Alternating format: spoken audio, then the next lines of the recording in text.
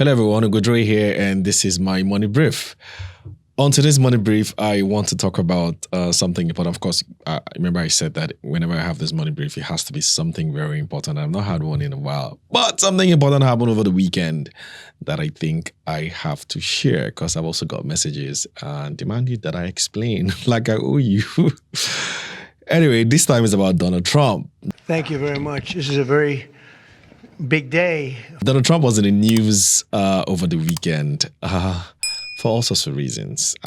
But we're not talking about this part he had with Ukrainian President Zelensky and, of course, and his vice president in the Oval Office. That's not what we're going to talk about today.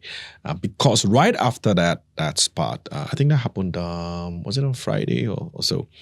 Right after Donald Trump did also issue, I think the next day, issue a statement that the United States was going to include some cryptocurrencies in its strategic reserve.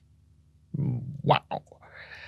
That basically just catapulted the cryptocurrency market, which had been on a downward trend for some days just before then. I think the market was a little worried about some of the tariffs and the fact that some of the things that Donald Trump promised during his campaign for the cryptocurrency industry had not yet essentially implemented. So what did Donald Trump do? You know, one thing with Trump is that if you want to get Trump, just make sure, if the markets are down, Trump tends to react because he doesn't like the markets down. So that's why most investors are always bullish Trump because, they kind of feel like he always does something to ensure that the market continues to stay up.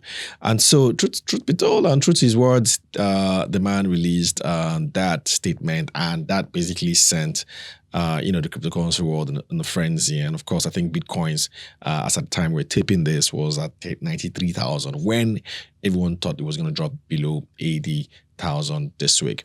So what exactly is that, strategic reserves, and what exactly is Trump trying to do? I did put some things down here, so I might be reading at some point, but let me just, as much as possible, try to engage you and explain. So he basically said that he was going to include, I think, about 4 or 5 cryptocurrencies in the U.S. strategic reserve. So that basically means that the U.S. will start strategically and deliberately acquiring these cryptocurrencies. What are they?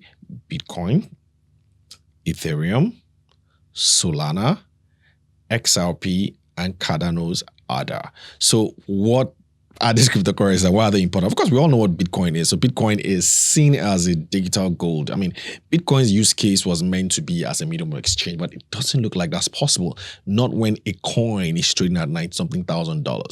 So he's basically saying, Bitcoin now is almost like gold because people buy gold to store, especially when they want to use it as a hedge against inflation. So that is now what he's saying US is going to be buying. So they're going to be acquiring Bitcoins as a strategic reserve. So imagine that. So that buying power alone from the US government just means, man, everybody who predicted Bitcoins was going to hit 200,000.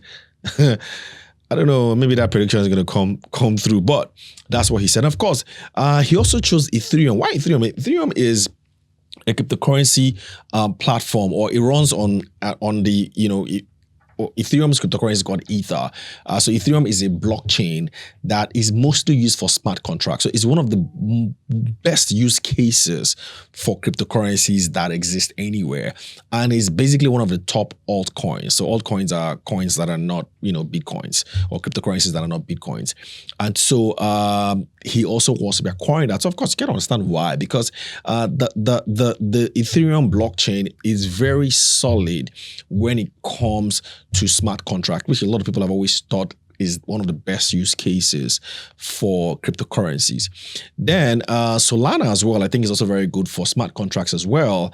And that is why he's putting it in as one of those cryptocurrencies that he's going to be buying, including in his strategic reserves. Now, Ethereum and Solana are also what most cryptocurrencies use for what they call DeFi, like decentralized finance, which is basically what's giving birth to all sorts of apps or dApps, like cryptocurrency enthusiasts call it, which is basically all sorts of things that you can use to run cryptocurrency. Either you want to borrow, to buy, maybe you want to borrow a cryptocurrency, to invest in another cryptocurrency, and blah, blah, blah, or run all sorts of things, even insurance. Just think of any kind of financial product from a cryptocurrency standpoint. And the Solana and the Ethereum blockchain are one of the best out there for it. And so he's going to be buying their cryptocurrencies, because the cryptocurrencies of those blockchains is essentially what they trade in those blockchains. Then he now also wants to acquire XRP. So XRP is one of the most popular, cryptocurrencies that is used for cross-border transfers, just like a stable coin. So you can use XRP to fund transfer. So imagine you want to transfer money to somebody in the US, or somebody in Russia, or somebody in Ukraine, or somebody in the UK, anywhere. So most cryptocurrency enthusiasts who do this very well tend to use cryptocurrencies like the XRPs. Blockchain is essentially built for that. And then of course ADA, which is a cryptocurrency for the Cardano blockchain. These things get mixed up sometimes in my head, but anyway, for the Cardano blockchain, is mostly also has its own use cases, mostly for research purposes and more of what government can use. Mostly it has like a utility use. So most whether it's for government projects or government contracts, or basically things that has utility value. It could even be for electricity. It could even be for anything really. And I kind of remember reading about it some time ago, and the founder, who was one of the very, very early cryptocurrency adopters, did say that one of his vision was that was how he was going to help the third world countries like Nigeria get into the digital age, or help solve a lot of the problems that we have. So kind of interesting that those are the cryptocurrencies that the US want to include in their strategic reserve. So it makes sense, because if you see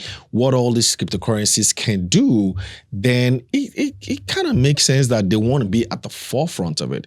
And of course, once the US adopts something, everyone starts to take that thing very, very seriously, because of the role the US plays in the global economy. So no surprises that Donald Trump now wants to essentially legitimize cryptocurrencies in the US, whichever way, even though it's kind of legitimate, but give it full government backing, which, people have always thought will come someday, but it looks as if that day is here now. And so that is basically what he's done. So, what does it mean for the US? Well, I did a little bit of research, and for the US, at least that basically gives them an inroad into, or the first major inroad into cryptocurrency, positions them as the global leader when it comes to cryptocurrency, as if they were not before. But from a government backing point of view, also allows their regulatory bodies to now come up with clear regulations on how they're going to back cryptocurrencies, or how they're going to regulate cryptocurrency. And of course, major wealth creator for cryptocurrency investors, not just in the US, but around the world. So that helps, because think about it. If the US government is going to be buying these cryptocurrencies, then their values, I kind of think, will mostly stay up. It doesn't mean that they won't go down, because cryptocurrencies tend to go up, always have the swings, but it just legitimizes it in a very, very interesting way. And I'm particularly interested in that world of dApps, that decentralized finance, because that just changes the entire thing. And if you're wondering what it means for you or for Nigeria, man, that can actually even change banking totally. That can even change insurance, every single thing we do here in Nigeria. Because with decentralized finance, you don't even need a bank to borrow money. Like, you don't need it. Everything is done on the blockchain, right? So every single thing is tracked. So with DeFi, I don't think I can break DeFi down on the show, but there's so many videos on YouTube that you can check that can explain DeFi to you. But that alone can change the world in a heartbeat. Just because the United States has adopted it. What does it mean for us here in Nigeria? Well, a whole lot. I think SEC has its own cryptocurrency regulations. Cryptocurrency enthusiasts don't think it's deep enough, don't think it's embracing cryptocurrency enough. Some have also always thought that Nigeria should have embraced it early enough. Because imagine if you had embraced cryptocurrency early enough, maybe it would have been on the forefront of some of these things. And, as a country, we probably would have, been in a more advantageous position. There's one country that, the president was always buying cryptocurrency because he always felt that, that was going to put his country in a very good position. I mean, you can look at that country is essentially, that guy is essentially very, very, should be very pleased with what has just happened. But for Nigeria, at least it gives SEC some kind of clarity as well, because now that the US has adopted it, EU is likely going to adopt as well. And so you could now have regulations that they can mirror. And it's also easy for everyone to understand, especially the government. And who knows, maybe our own government might also start buying it for our own strategic reserves, since the US is doing that. If the US is doing it, then maybe we might start to do it here as well. And of course, as an investment outlet, now this is Nairametrics. So all we talk about is, how we all can make some money. So for those who have some of these cryptocurrencies, man, like they always say in the crypto market, is to the moon. But for most of you, this is probably going to be, good investment, I think, because of the way prices are likely going to go up, like they all say. But again, remember, you got to be very careful because cryptocurrency prices always go down as well. So buyer beware. But at the end of the day, it's very good because Nigerians want to earn dollars. And like I've always said, we got to be able to diversify our income. So if this gives us that sort of inroad into diversifying our income, particularly Forex income, then hey, who says you can't do it? And now that we think Nigerian SEC might adopt it as well, because the US SEC is adopting it, and globally is likely to be adopted, then that is a huge advantage. For those who are buying. I mean, I know there are a lot of people out there who don't like cryptocurrencies, who just complain a lot about it. You gotta now sit down and rethink, because if the US is really behind it, like they say they are, then who are you not to want to accept it? It doesn't mean that there are not a lot of fake cryptocurrencies out there. There are. But if you do your research, there are actually a lot of good ones that have very good use cases. And these 5 in particular have solid use cases. Trust me, they have good use cases because of what they can do. So they all ride on that blockchain, which everyone has always thought is the most important aspect of cryptocurrencies. And a lot of people who don't understand it fail to get that blockchain is really the technology that is just super. That's the technology behind, cryptocurrency that has the world use case. Bitcoin is just one of those first ones. Bitcoin, might not have a very good use case, but it's a store of value. The same way gold doesn't have a use case. It's not like gold does anything for you. Gold is just something you wear. Gold is just something you just like. It's not like gold does anything per se. Gold can't drive your car. Gold can't turn water into wine or whatever. So it's just an investment. That's basically what Bitcoin is, a hedge against inflation. So that essentially is what Donald Trump has done, and that's what this digital or cryptocurrency strategic asset means for us here in Nigeria, and of course in the globe. There's going to be a lot of content that you can see on this on YouTube, on all the channels as well.